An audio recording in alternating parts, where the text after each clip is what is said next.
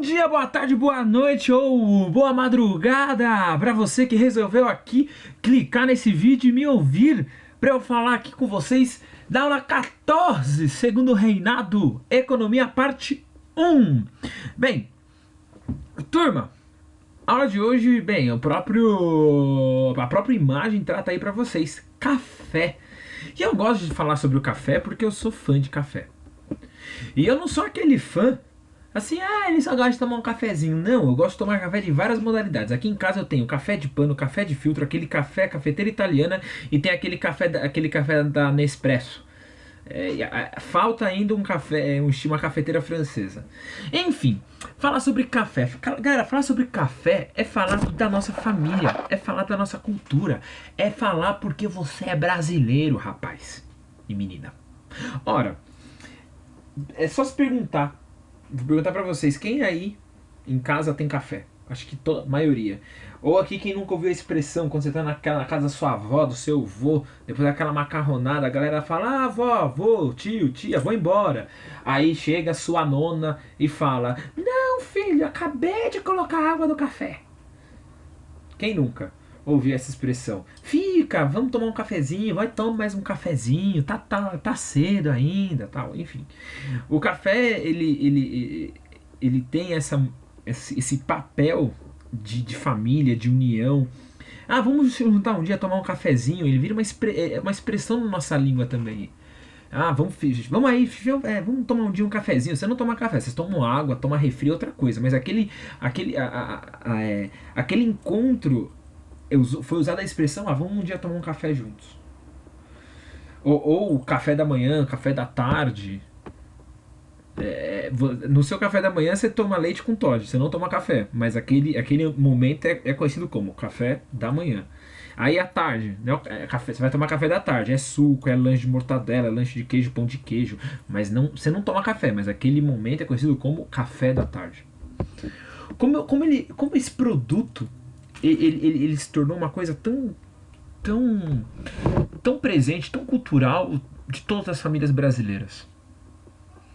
Porque o café explica muito o que somos nós, a nossa história, a nossa vida. Quando você pega uma xícara de café, você olha a sua história. Você olha você.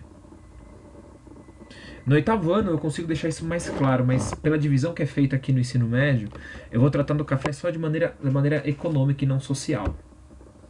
A forma social do segundo reinado é na aula 15.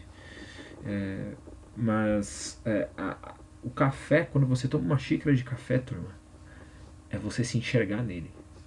E não é exagero.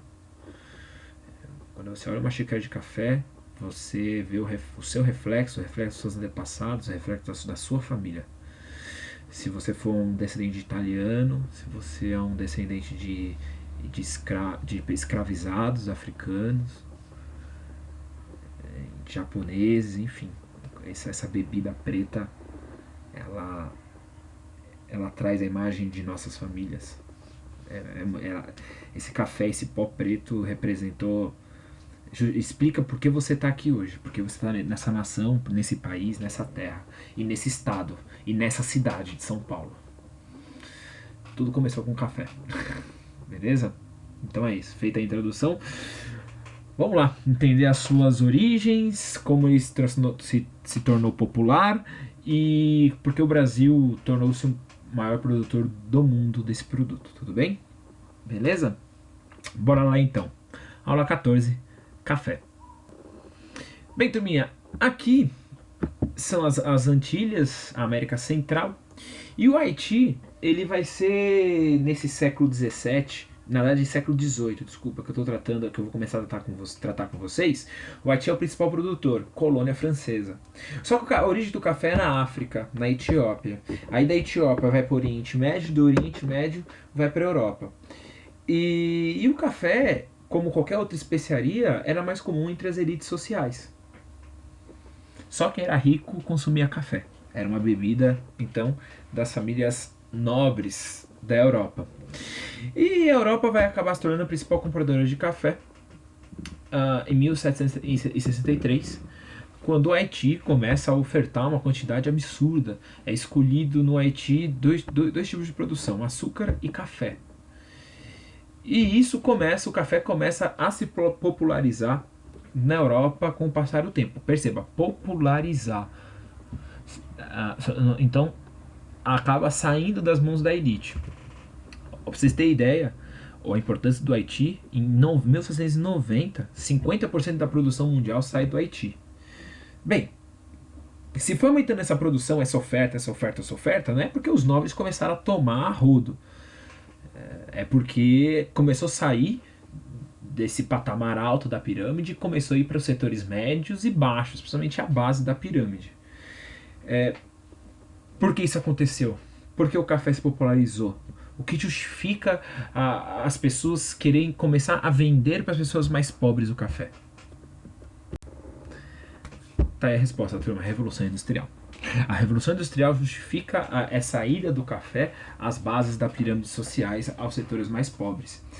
Tem no livro texto de vocês, isso eu achei bem curioso, achei bem legal. Ele trata o café na sua origem, significa café da força, ou aquilo que dá força. E é isso mesmo, o café, quando você toma o café, principalmente amargo, turma, você toma um café sem açúcar, quando você toma, você tá com sono. Quando você bota aquele negócio amargo na boca, você fala: rapaz, você... Nossa, aqui parece um cavalo, né? Na gravação. Meu Deus do céu. Quando eu vi esse negócio aqui de novo, eu dar risada. Nossa, pareceu muito um cavalo. Enfim, você fica serelepe pimpão, como eu gosto de falar. Você fica acordado, você fica alegre, e aí você consegue suportar uma grande quantidade, suportar as grandes jornadas de trabalho. Tá lá. Você tem um aumento da população das cidades, o café fica presente na vida do proletário, do operário, para suportar essas grandes jornadas, para ficar 14, 16 horas. Tudo bem? Beleza? Tá. Então, porque ele se popularizou, tá aí. Respondi uma. Agora, como que é que esse café vai chegar ao Brasil? Porque o Brasil ele vai ter esse interesse em ter o café como seu principal produto. Para ficar claro aqui com vocês, tinha plantações de café antes, tentativas. Começou lá no norte e nordeste do Brasil, e aí com o passar do tempo foi chegando na região sudeste. Isso lá nos anos, sei lá, período colonial, 1500, 1600 e assim por diante. Então você tinha lá algumas fazendas que tinham uma parte lá da sua produção para o café, tudo bem? Mas quando foi que o café ele tornou-se o substituto do ouro? Porque qual foi o evento que fez o café ser esse protagonista na economia brasileira? O que provocou isso? Portanto, tinha acontecido alguma coisa no Haiti, para o Haiti sair do jogo e aí abrir esse espaço no mercado. Porque enquanto o Haiti estivesse lá, não ia ter como eu competir. O Haiti já tinha uma estrutura, terra, máquinas, toda uma experiência que não valeria a pena investimento aqui no Brasil para competir com o Haiti, com a colônia francesa. O que provoca então a entrada do Brasil nesse mercado, na escolha do café para ser seu principal produto de exportação? A Revolução do Haiti. A Revolução do Haiti retira o maior produtor de café do mundo. Então começou a ter uma demanda por café, um pedido de café.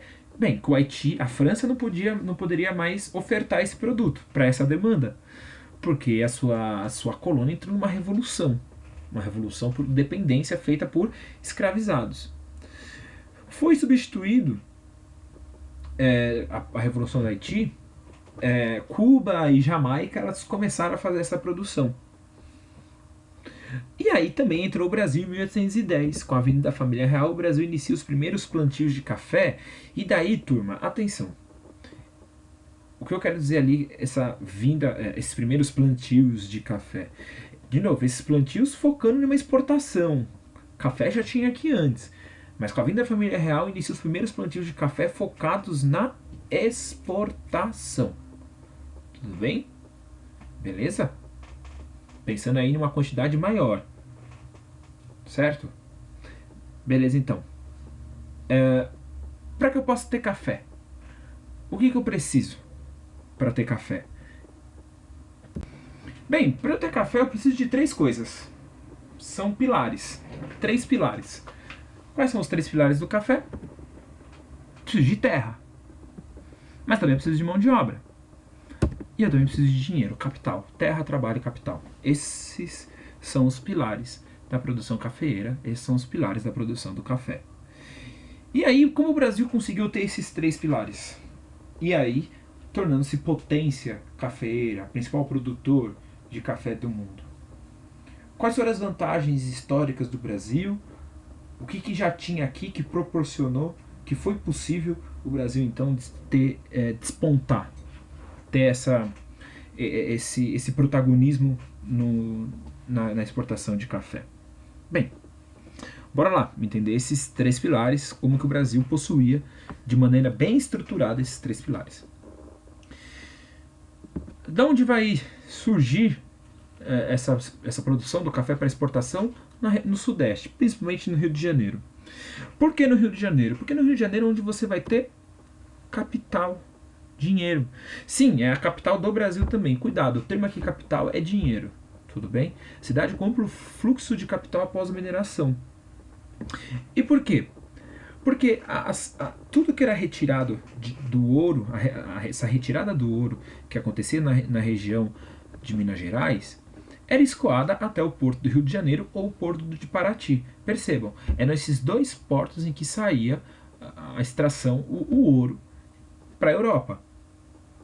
Ora, se eu tenho ouro naquela região, tenho lá seus proprietários, e aí, obviamente, que esse ouro vai começar a circular na cidade do Rio de Janeiro e também lá em Paraty. Mas vou especificar aqui a cidade do Rio de Janeiro, onde você tem aí o governo do Brasil na época da mineração colonial, nesse período que a gente está estudando, mas já independente, aí é a capital do Império Brasileiro. Então, é uma região em que circula muito dinheiro, em que os donos das terras mineradoras viviam, tinham suas casas, suas mansões, eles não viviam lá em Minas Gerais. Era uma região de difícil acesso, falta de comida, o encarecimento dos produtos, falta de médico. As condições de vida em Minas Gerais, na extração mineradora, eram as piores possíveis. Não à toa que no primeiro momento, aventureiros foram para lá, só depois esses homens de negócios chegaram lá, mas depois não mandavam, mas eles não mandavam suas famílias para lá. Deixavam suas famílias no Rio de Janeiro. Então eles mandavam dinheiro para a capital, para o Rio de Janeiro, e aí você tinha o dinheiro rolando ali. A compra de produtos, produção, construção de casas, ruas e assim por diante. Beleza? Então você tem um acúmulo de dinheiro. Mesmo com a crise mineradora, algumas famílias conseguiram dinheiro. E aí no momento de crise do ouro, da mineração, as famílias que conseguiram sucesso com a mineração precisam colocar dinheiro em alguma coisa. Precisam colocar dinheiro em uma nova produção. Precisam colocar dinheiro no novo produto que vai continuar garantindo a eles renda. Então eu tenho uma galera com renda, com dinheiro. Tudo bem? Graças à era da mineração, que começou a decair, começou a declinar. E agora? Eu não posso mais investir esse meu dinheiro no ouro. Preciso investir em outra coisa. Então você tem uma elite mineradora disposta a gastar esse dinheiro em um outro produto, que continue gerando dinheiro a eles. Tudo bem? Beleza, e essa elite está no Rio de Janeiro. E aí é o Rio de Janeiro também que me explica a questão do trabalho, preciso ter mão de obra. Rio de Janeiro era o principal porto do Brasil. O principal porto do tráfico de escravos, de novo, graças à mineração. Os escravos chegavam pelo porto do Rio de Janeiro e aí, com o transporte de mulas, eram levados até a região mineradora, até a região de Minas Gerais. Então eu tenho no Sudeste dinheiro, uma elite econômica, disposta a gastar em uma nova produção. Eu tenho uma cidade, uma região que recebe o maior porto negreiro de toda a América do Sul, o maior porto negreiro de toda a América do Sul. Eu não sei se é de toda a América, porque vai me faltar dados aí pensando nos Estados Unidos, tudo bem? Mas da América do Sul eu não tenho, e Cuba também, eu não tenho dados de Cuba aqui para poder comparar agora de cabeça, mas da América do Sul sem sombra de dúvidas, tá? Sem sombra de dúvidas, na América do Sul o maior porto de escravos, tudo bem? E, bem, então você tem dinheiro, trabalho, falta então, tá faltando terra, mas o incentivo para investir esse dinheiro no café também vai ser justificado, senhoras e senhores, em 1815. O que acontece em 1815? Você tem o fim do bloqueio continental. Você tem a queda de Napoleão Bonaparte. Então o mercado europeu, ele pede, ele fala, eu preciso de uma região em que me forneça café. Por quê? Eu tenho o fim do Império Napoleônico, o Haiti está enfraquecido e eu preciso garantir que meus operários, a minha classe trabalhadora, continue trabalhando por horas para reerguer a Europa depois das invasões napoleônicas. Então a Europa olha para o Brasil, olha para a América, e esse um dos países da América é o Brasil, falando, opa, quero comprar o seu café, o que você produzir. O mercado europeu, você tem uma demanda por café, principalmente depois do fim do bloqueio continental. Lembra que o Brasil apoiou a Inglaterra nesse conflito. Portanto, o Brasil estava proibido de vender para o continente europeu, para toda a Europa, que estava nas mãos de Napoleão. Quando você tem o fim do Império Napoleônico, você tem o fim do bloqueio continental, o Brasil volta... Portugal, mas o Brasil era colônia, mas enfim, o Brasil ele volta a vender os produtos para os países europeus. Tudo bem? Beleza? Tá, agora terra. Nosso tripé, já expliquei de onde vem o dinheiro, trabalho e terra. Por que a região sudeste vai ter esses três pilares? Falta completar a terra. Por que nos outros lugares não será usado? Por que os outros lugares não têm essa... Qual que é a diferença da terra do sudeste para as outras regiões? Essa é a minha pergunta. Qual que é a diferença? Bem, a diferença, turminha, é o seguinte. Na época da mineração, a terra é uma herança da mineração. Primeiro, você tem uma questão aí de transporte. A mineração ela vai ser responsável pela estrutura da terra para o café. E quando eu falo estrutura da terra, não só também para a plantação, mas como eu já falei, o transporte. O que era usado para o transporte do ouro vai ser usado para o transporte do café. Então você já tem uma infraestrutura já. E obviamente, acho que ano passado vocês tiveram aula sobre ouro, se eu não me engano, tá? Vocês viram que essas estradas, além do transporte de ouro nessa época da mineração, era também para mantimentos. Eu preciso levar mantimentos para os locais. Essa foto aí desse cavalo até tem uma história, mas é legal contar só presencialmente. Então, infelizmente, a história do cavalo aí, famosa história do cavalo, vai passar, tudo bem? Só quem teve aula comigo no 8º ano que vai ouvir. Quer dizer, já ouviu, vai lembrar da história.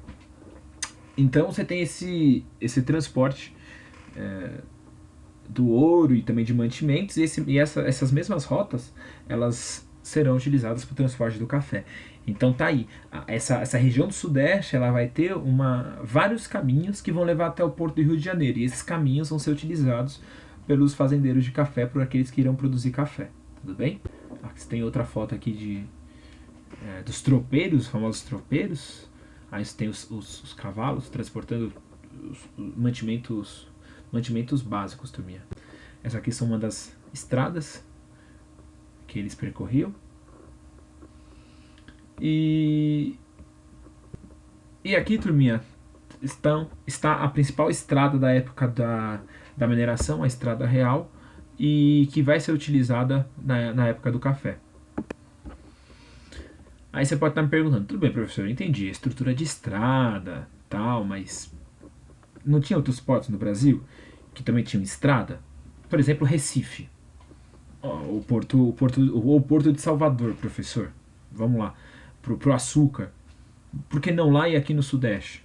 Nós também tem uma elite do açúcar, beleza, não com tanto dinheiro assim, mas tem uma grana, tem mão de obra escrava. Qual que é a diferença aqui, professor? Por que a região sudeste vai ser escolhida? Turminha, tá vendo toda essa região aí, ao redor da Estrada Real? Começa lá em Diamantina, eu tô olhando o mapa da esquerda, tudo bem? Tá vendo? Começa lá em cima, lá na ponto vermelho, lá em cima em Diamante, que é Diamantina. Acho que vocês não conseguem enxergar, porque também a imagem ela tá meio... Tá pequena, né? Pra você ver o nome das cidades. Mas aqui na direita, no mapa da direita, você consegue ter uma melhor noção aí você consegue enxergar melhor o nome das cidades. Você tem ali Diamantina no início. E aí, aí tem uma bifurcação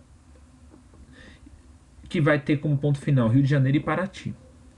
Essa região aí que você consegue analisar em destaque no mapa da esquerda, tá? Que você vê aí diferentes cores, diferentes tons. Você vê um verde musgo, em alguns você vê um laranja claro, indo para marrom, mais ou menos, beleza?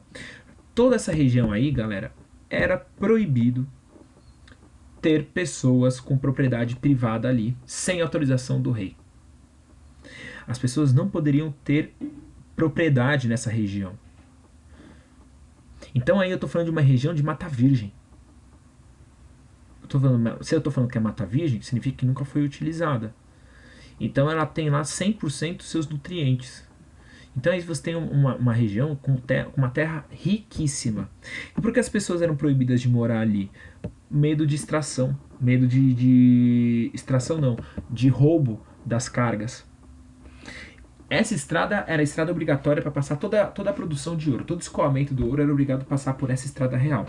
E as terras ao redor dessas estradas não poderiam ser ocupadas sem a permissão do rei. Com medo, obviamente, de ter algum tipo de roubo, de contrabando desse ouro. Então, quando você tem a queda da mineração, você tem aí uma quantidade gigantesca de terras que não foram ocupadas. Foram muito pouco ocupadas. Portanto, você tem uma terra extremamente fértil.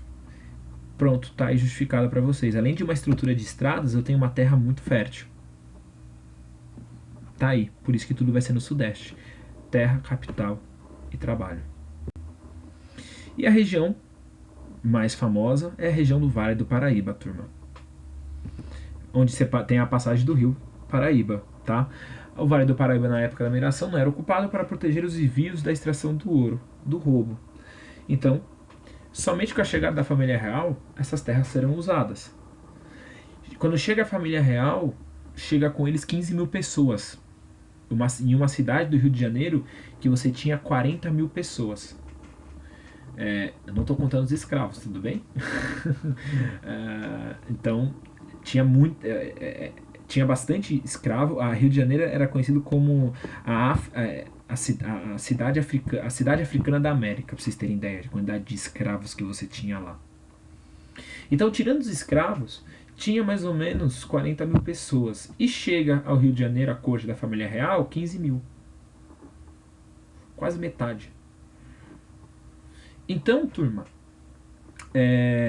foi fundamental essas terras que eram proibidas de serem usadas agora serem utilizadas para ter uma melhor alimentação, ter comida. E um desses produtos será o café. E vão perceber que nessa região o café ele vai ser ele vai se adaptar muito ao clima e à terra. Tudo bem? Beleza? Bora lá. Então o café torna-se o principal produto brasileiro. E aí você vai ter incentivos econômicos no exterior, por exemplo, os Estados Unidos. Os Estados Unidos, eles não vão tarifar o café que entrar no seu mercado. Portanto, o café brasileiro vai entrar no mercado estadunidense de forma muito barata.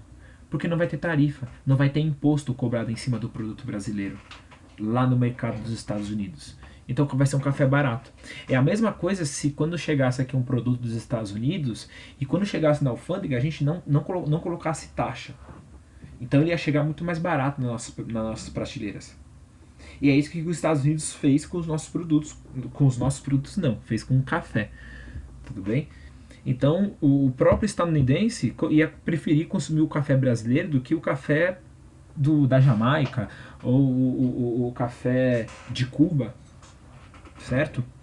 Então, como vai estar escrito ali, a compra dos Estados Unidos desse café, então não tenho só a Europa comprando, então eu tenho os Estados Unidos, uma potência, uma potência que vai se transformar em uma potência econômica, uma potência industrial.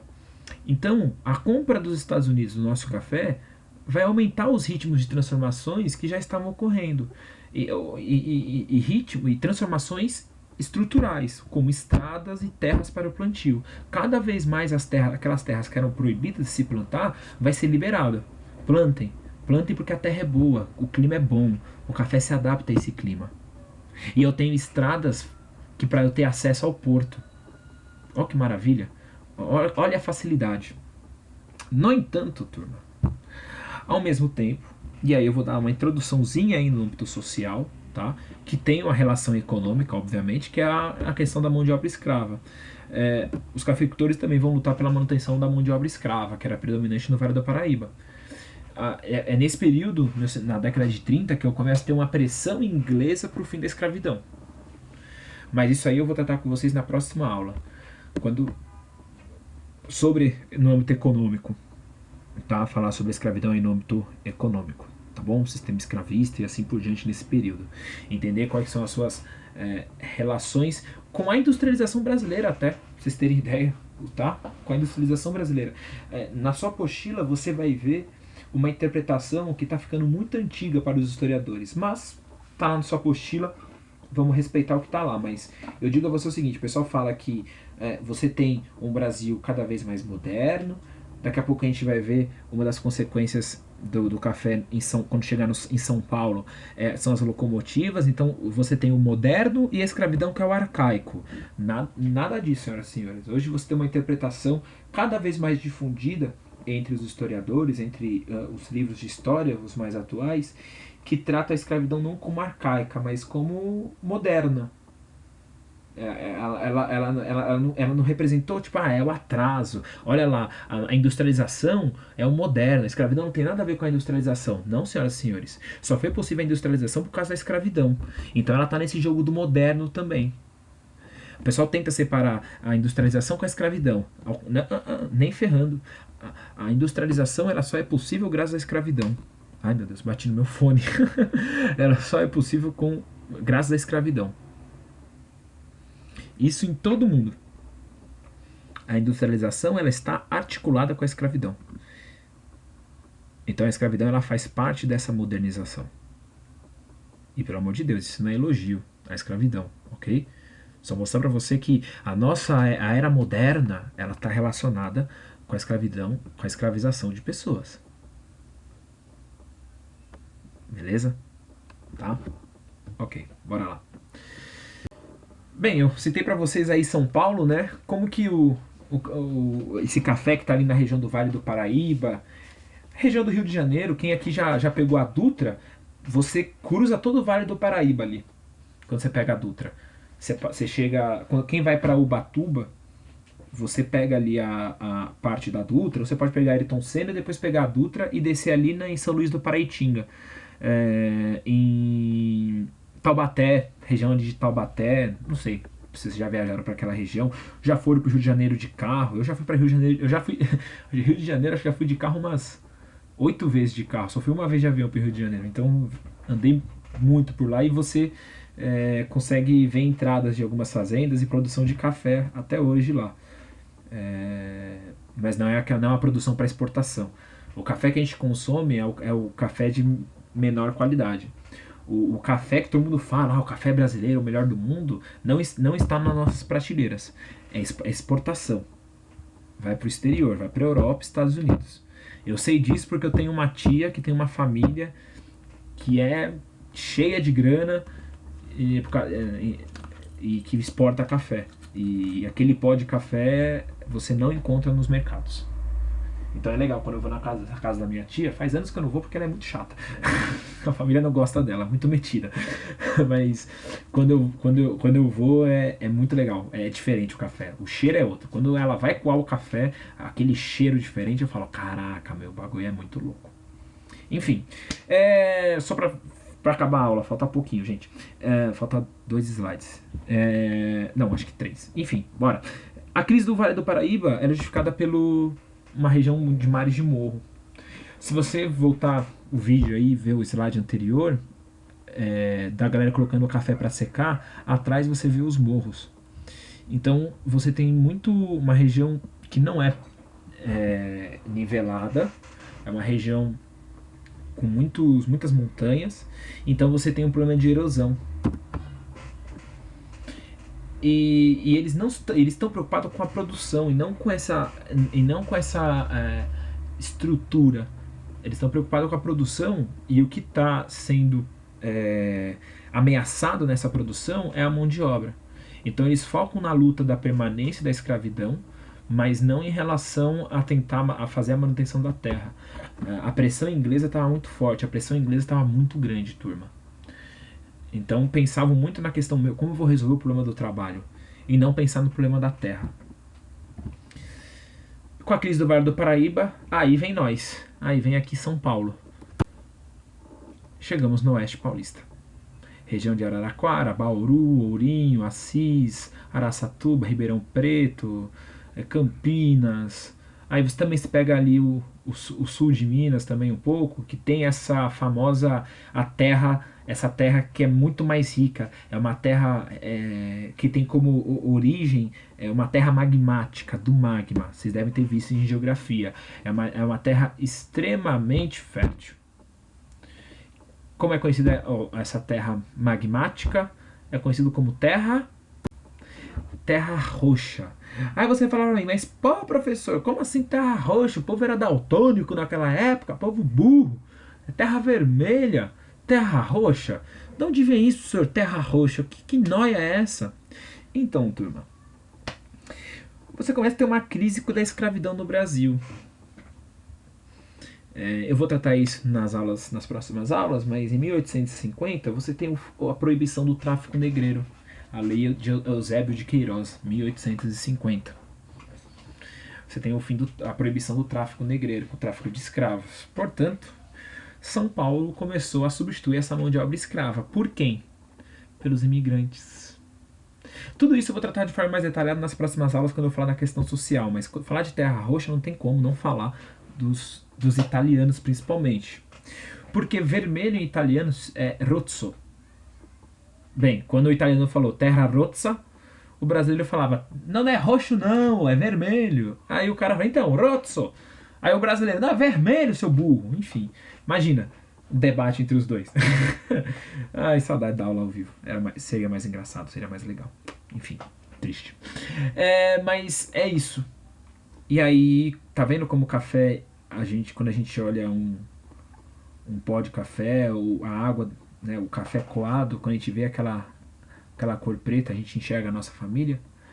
Muitos dos nossos familiares saíram da Europa para vir para o Brasil por causa do café. E São Paulo se enriqueceu. São Paulo tornou-se a principal cidade mais rica do país. E se é a cidade mais rica do país, é a cidade com maiores oportunidades. Aí está a justificativa da sua mãe, do seu pai, do seu avô, da sua avó vir para São Paulo.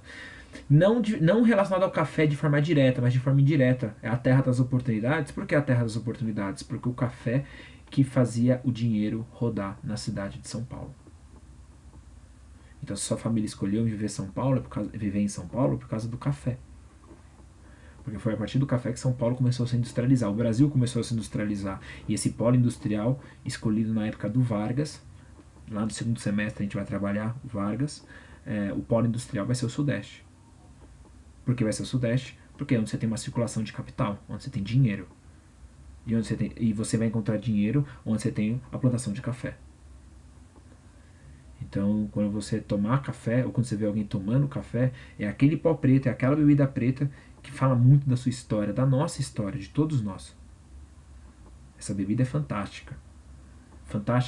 É fantástica porque ela é reflexo de nossas famílias.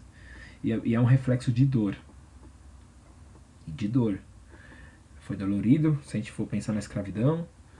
Foi dolorido você pensar também na vida do imigrante. Foi muito sofrida. Muitos tinham uma vida análoga à escravidão. Mas obviamente que eles tinham leis que o tentavam proteger. O escravizado não. O negro escravizado não. O branco europeu foi explorado, sofreu, mas ele tinha leis que tentavam proteger. A pessoa que abusava do europeu não estava cumprindo a lei. Ela podia ser penalizada. Alguém que abusava de um escravizado, não tinha lei que protegia. esse negro e essa família de negros. Tá aí essas origens, essas diferenças. Ambos sofreram, mas um tinha proteção do Estado, os europeus. O negro não tinha proteção do Estado. Muito pior, ele é enxergado pelo Estado como bandido. Quando chega o europeu, os fazendeiros preferem a mão de obra europeia, e esse escravizado, ele começa, ex-escravizado, começa a viver marginalizado. Todo mundo prefere escolher a mão de obra europeia do que a negra. Enfim, senhoras e senhores, aqui você tem o germe, o início desses problemas sociais que nós temos, mas que quando eu vou tratar da melhor maneira na aula, quando eu falar sobre a abolição da escravidão, a vinda do imigrante e assim por diante, tudo bem? Beleza? Último slide para finalizar. Estão aqui, São Paulo, estradas de ferro, que foram criadas ao longo de todo o século XIX para o transporte do café. A ferrovia há um transporte muito mais barato e rápido do que o transporte de mulas. No transporte de mulas você perdia muito café, muitos grãos de café ficavam no caminho. Com a estrada de ferro não. É mais barato, mais rápido, e a quantidade que você consegue carregar é muito maior. São muitas e muitas toneladas a mais que uma locomotiva cheia de café pode carregar. Tudo bem? Beleza? É isso, turma. Finalizei a aula de hoje. Tá aí, café. Tudo bem? Agora aproveite, vai lá, coe um café, experimente um café, toma aí um café. Mesmo não sendo um café top, mas aprimore seu paladar. É uma delícia. Eu vou fazer o meu agora, e eu não tô zoando, tô indo mesmo, tá? Falou, turma. Um grande beijo, um grande abraço e até a próxima aula.